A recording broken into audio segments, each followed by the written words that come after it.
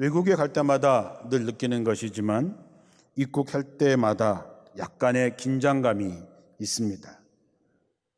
또 코로나 시국이라서 준비해야 될 서류도 몇 가지가 더 있습니다.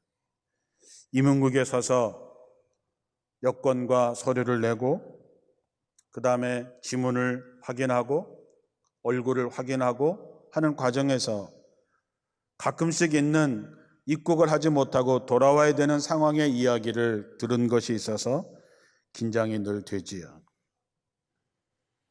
그런 경험을 할 때마다 하나님 앞에 섰을 때 내 모습은 어떨까? 우리 교회 성도들의 모습은 어떨까? 그런 생각을 해봅니다. 사람들이 줄을 서서 한 사람 한 사람 입국할 때마다 어쩌면 하나님의 나라, 하나님의 심판대에서 저는 서서 여러분들이 한 사람씩 한 사람씩 통과하는 모습을 보게 되겠지요. 행여나 통과하지 못하는 사람이 있으면 다 제 책임일 텐데 그런 마음에 아픔도 있습니다. 신앙생활이라고 하는 것이 무엇일까요? 하나님 앞에 서는 연습을 하면서 사는 것입니다. 코람데오라고 하는 말이 있습니다. 하나님 앞에서라고 하는 말입니다. 하나님 앞에서라고 하는 말을 스스로 생각할 때마다 가슴이 떨리는 말이기도 합니다. 하나님 앞에서 시편 33편 13절 이하에 보면 하나님께서 하늘에서 굽어보사 모든 인생을 살피시며 곧 그가 계시는 곳에서 세상의 모든 거민들을 굽어 살피시는도다 그랬습니다. 하나님은 이 세상에 살아가는 모든 사람들, 우리의 모습, 살아가는 모습 하나하나를 지켜보고 계시다고 하는 것입니다. 하나님 앞에서는 하나님만이 하는 것은 아닙니다. 사무엘상 12장 3절에 보면 사무엘이 이렇게 얘기합니다. 내가 여기 있나니 여호와 앞과 그의 기름 부음을 받은 자 앞에서 내게 대하여 증언하라.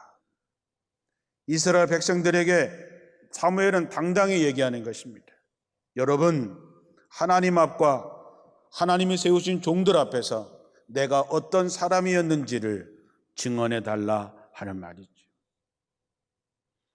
고넬료가 베드로에게 우리는 주께서 당신에게 명하신 모든 것을 듣고자 하여 하나님 앞에 있나이다 이렇게 고백합니다. 우리가 오늘 예배를 드리지만 여러분은 하나님 앞에 하나님의 음성을 듣기 위해서 이곳에 있는 것입니다. 저는 하나님 앞에 서서 하나님께서 여러분에게 전하라고 하는 말씀을 선포하는 것입니다. 신앙생활이란 그런 것입니다. 바로 내 앞에서 내 옆에서 하나님이 늘 나를 지켜보고 계시다고 하는 것을 믿고 실제로 그분이 내 앞에 있는 것처럼 인식하면서 사는 것입니다. 그렇게 살아간다면 우리의 삶과 우리의 신앙이 달라질 것입니다. 바로 내 앞에 아버지가 계신데, 선생님이 계신데, 목사님이 계신데, 더 나아가서 하나님이 내 앞에 계신데 우리가 나쁜 짓, 나쁜 행동, 나쁜 말을 할 수 있겠습니까? 언제 어디서나 우리는 하나님과 함께 하나님 앞에 살아간다고 하는 생각을 갖게 될 때에 우리는 몇 가지 질문을 던져봐야 됩니다. 첫째는 나는 부르심을 받았는가? 언제 부르심을 받았는가 하는 것입니다. 여러분은 하나님이 택하신 백성이십니까? 대답을 확실하게 하셔야 됩니다. 여러분은 하나님이 여러분을 부르셨습니까? 하나님이 여러분을 부르시지 않았다면 여러분은 이 자리에 앉아 있지 못합니다. 하나님이 여러분을 택하시고 여러분을 부르셨기 때문에 여러분들이 이 자리에 계신 것이지. 아무도 하나님의 영을 갖지 않고서는 주님을 주님이라고 부를 수 없다 했습니다. 여러분이 예수를 주님이라고 부르는 모든 사람은 하나님의 부르심을 받은 사람들이죠. 제가 원주제일교회 담임 목사로 취임할 때에 특별히 부탁했던 찬양이 있습니다. 하나님의 은혜입니다. 나를 지으신 이가 하나님, 나를 부르신 이도 하나님, 나를 보내신 이도 하나님, 이 모든 것이 다 하나님의 은혜라. 사도 바울의 고백입니다. 나의 달려갈 길 다가도록, 나의 마지막 호흡 다하도록 나로 그 십자가 품게 하시니 나의 나된 것은 하나님의 은혜라. 한량없는 은혜, 갚을 길 없는 은혜, 내 삶을 에워싸는 하나님의 은혜, 나 주저함 없이 그 땅을 밟음도 나를 붙드시는 하나님의 은혜. 우리가 신앙생활하면서 이 부르심의 소명이 확실하지 않으면 이 신앙의 길을 걸어가기 어렵습니다. 하나님이 나를 택하시고 나를 부르셨다고 하는 이 확신이 없으면 세상을 이길 수 없습니다. 죄의 유혹을 이길 수 없습니다. 우리의 믿음의 선조들이 무엇 때문에 고난과 죽음을 마다하지 않고 그 길을 갈 수 있었을까? 사람들이 도대체 무엇이길래 이 좋은 환경을 놔두고 그 이역 말린 먼 나라에 와서 복음을 전하고 선교하면서 그 고생을 할까? 그것은 부르심에 대한 확신입니다. 분명한 것은 여러분이 어떤 체험을 가지셨든 어떤 특별한 체험을 가지지 못했든 분명한 것은 하나님의 부르심이 없이는 이 자리에 있을 수 없다라고 하는 것입니다. 그러므로 여러분, 하나님의 부르심에 확신을 가지십시오. 이 확신이 없으면 우리는 신앙의 길을 끝까지 갈 수 없습니다. 하나님이 나를 부르셨다면, 하나님이 나를 가라고 했다면, 하나님이 내게 직분을 맡겼다면 하나님께서 책임져 주시는 것입니다. 그것을 의심하지 말고 그것에 흔들리지 않기를 바랍니다. 이 확신이 흔들리면 우리의 인생이 흔들리게 되어 있기 때문입니다. 하나님은 하나님의 사람을 부르실 때마다 꼭 들려주신 말씀이 있습니다. 대표적인 것이 이사야 41장 10절 말씀입니다. 너와 함께 있으니, 내가 너와 함께 있으니 두려워하지 말아라. 내가 네 하나님이 될 테니까 떨지 말아라. 내가 너를 강하게 하겠다. 나의 승리의 오른팔로 너를 붙들고 너를 도와주겠다는 것이지요. 이 부르심의 확신은 내가 어떤 사람이냐, 그것이 중요한 것이 아닙니다. 하나님이 함께하는 사람이냐라고 하는 것이 중요한 것이죠.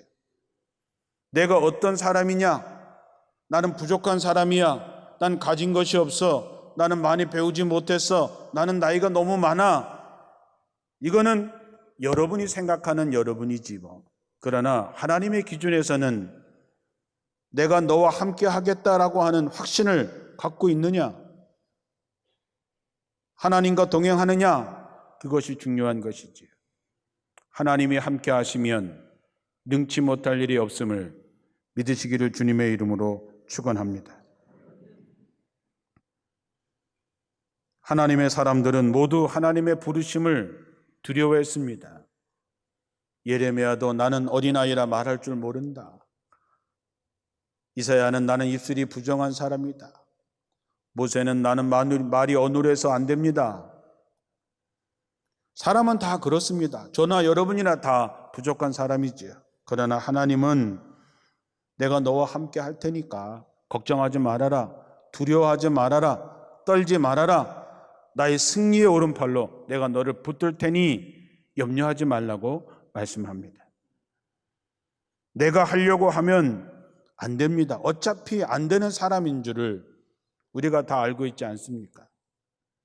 그러나 하나님께서 나를 부르시고 나를 보내시고 내게 일을 맡기셨다면 그분이 나를 통해서 일하실 수 있도록 하나님의 뜻에 순종하고 나가면 되는 것입니다.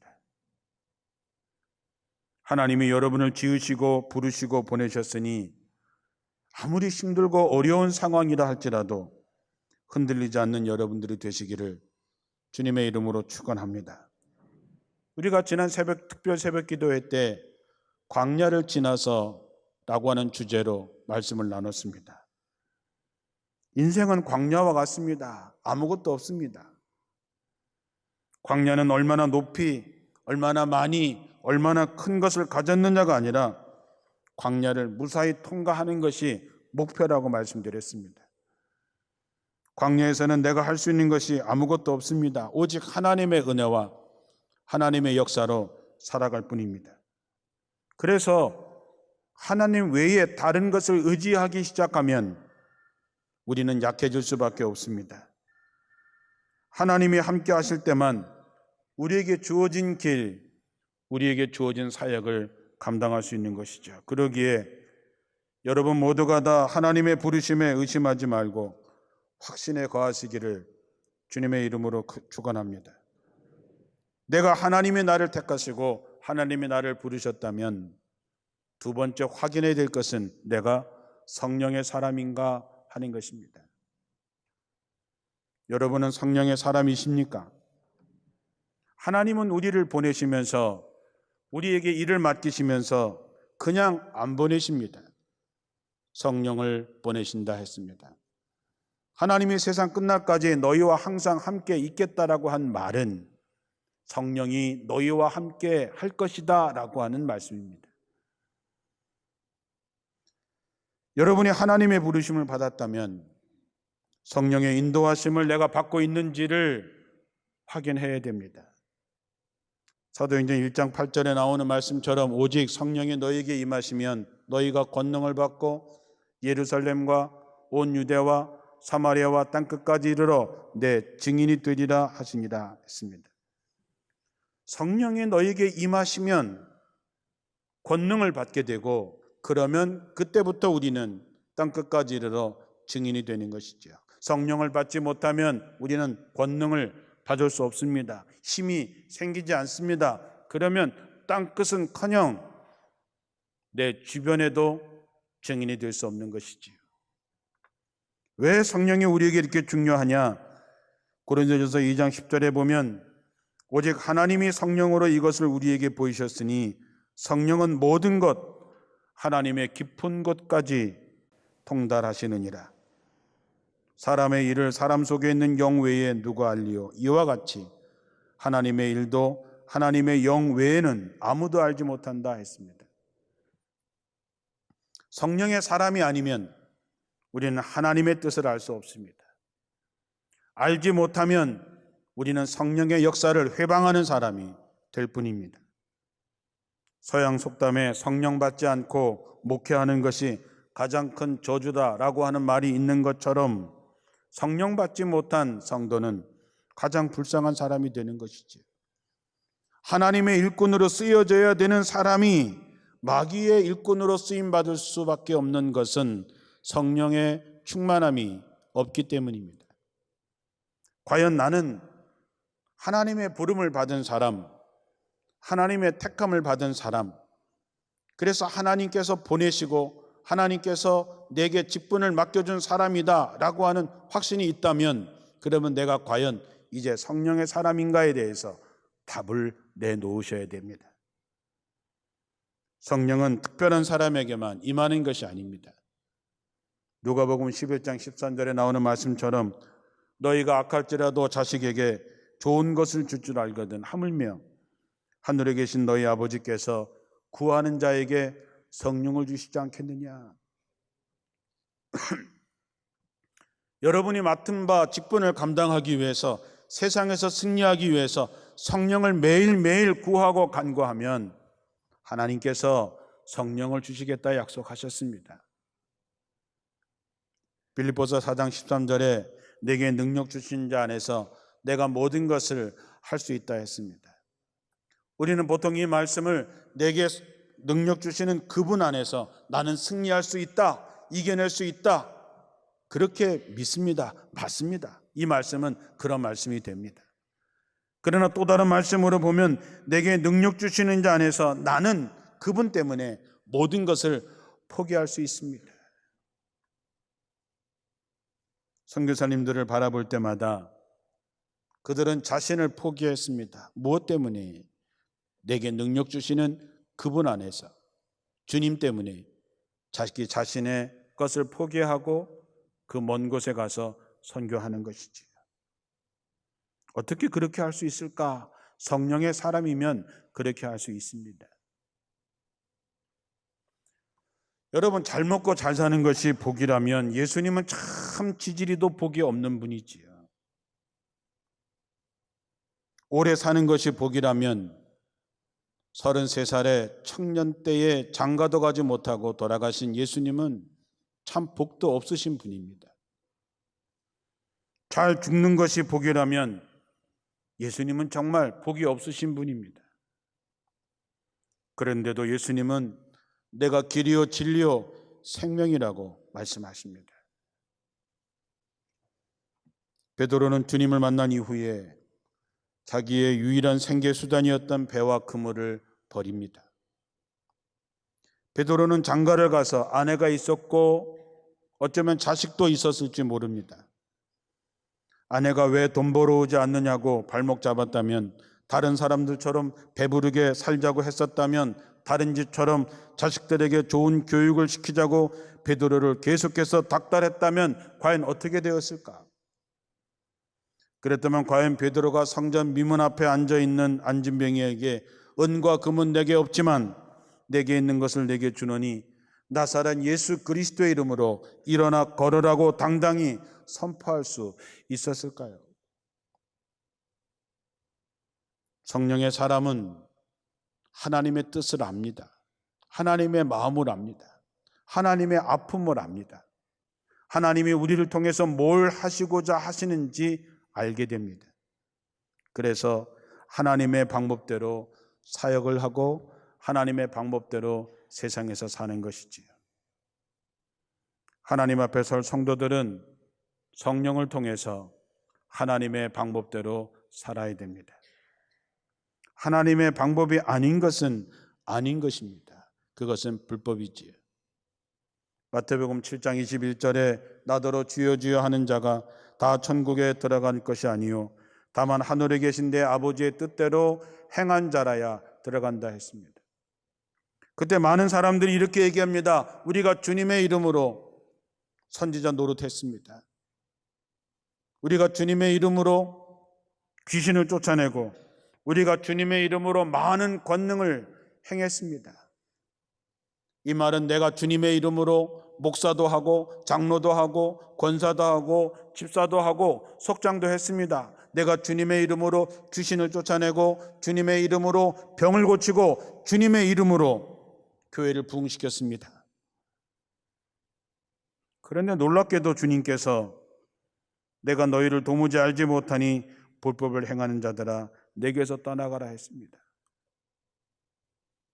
이 말씀을 읽을 때마다 우리가 하나님의 방법대로 하지 않으면, 성령의 인도하심으로 따라가지 않으면 그 결과가 어떠하든지 간에 그것은 불법을 행한 것이구나. 여러분이 하나님의 뜻대로 하나님의 방법대로 살려면 성령의 인도함을 받는 것 말고는 다른 방법이 없습니다. 사랑하는 성도 여러분, 날마다 성령을 구하시기를 주님의 이름으로 축원합니다. 날마다 때마다 성령께서 인도해 달라고 기도하시기 바랍니다. 그래서 하나님의 방법, 하나님의 뜻대로 사는 가운데 여러분이 하나님이 택한, 하나님의 부르심을 받은 하나님의 영을 가진 성령의 사람이 되기를 주님의 이름으로 축원합니다. 자, 내가 이제 하나님의 부르심을 받고 내가 이제 성령으로 충만한 사람이 되었다면 마지막 질문, 나는 어디로 가고 있느냐 하는 것입니다. 우리 교회는 어느 방향으로 가고 있느냐 하는 것입니다. 여러분의 인생이 지금 어디로 가고 있느냐 하는 것이죠. 오늘 본문의 말씀은 예수 믿는 사람들을 잡으러 가던 사도 바울이 예수님을 만난 장면이 나옵니다. 너는 내 앞에 일어서라. 그리고 너는 이제 이방인의 복음의 증인으로서 삶을 살아가라고 하는 것이죠. 그리고 나서 사도 바울의 인생은 복음의 빛으로 구원의 증언자로 죽을 때까지 살아갑니다. 우린 과연 어디로 가고 있습니까?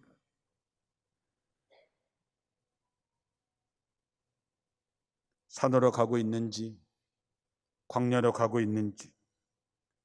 산을 지향하는 사람은 더 높은 곳, 더 많은 곳, 더 큰 곳, 더 좋은 환경, 그것을 원하지요. 그러나 광야를 건너는 사람은 살아남아서 광야를 무사히 지나서 가나안에 도착하는 것이 목표입니다.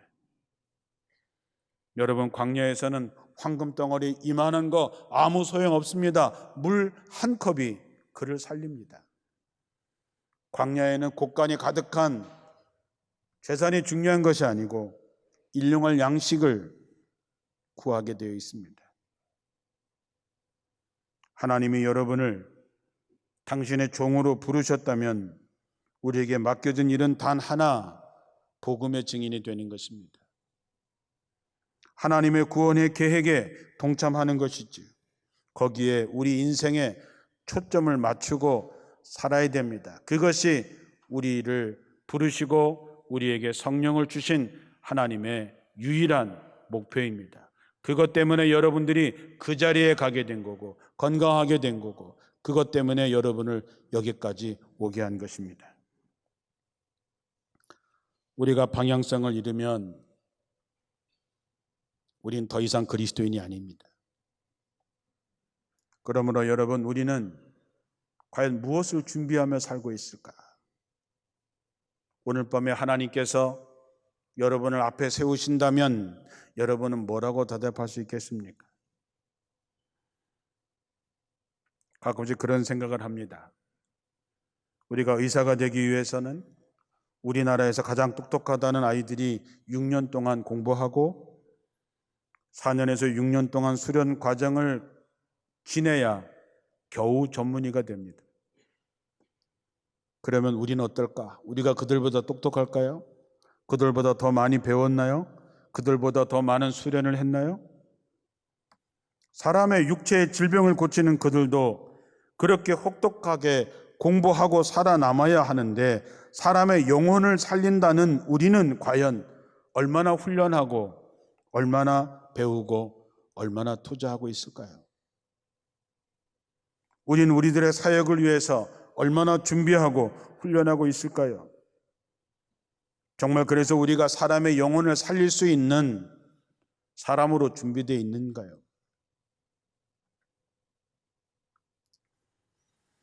우리가 준비되지 못해서 하나님께서 우리에게 맡겨주신 영혼들이 죽었다면, 들짐승에게 빼앗겼다면 하나님이 어떻게 하실 것 같습니까? 다른 것은 몰라도 믿음에 대해서, 신앙에 대해서, 소명에 대해서는 우린 전문가가 되어야 됩니다. 더욱더 말씀을 배우시고 더욱더 기도하시고 사람의 영혼을 살리고 증인이 되는데 여러분들이 진짜 전문가가 되시기를 주님의 이름으로 축원합니다. 여러분이 그렇게 되고자 기도하고 나갈 때 성령께서 여러분을 도우실 것입니다. 마지막 때는 어떨까? 여러분의 마지막 때는 어떨 것 같습니까? 언젠가 하나님께서 너는 여기까지라고 할 때가 올 것입니다. 그때 우리는 하나님 앞에서 이 모든 것이 하나님의 은혜입니다 라고 고백할 수 있게 되기를 축원합니다.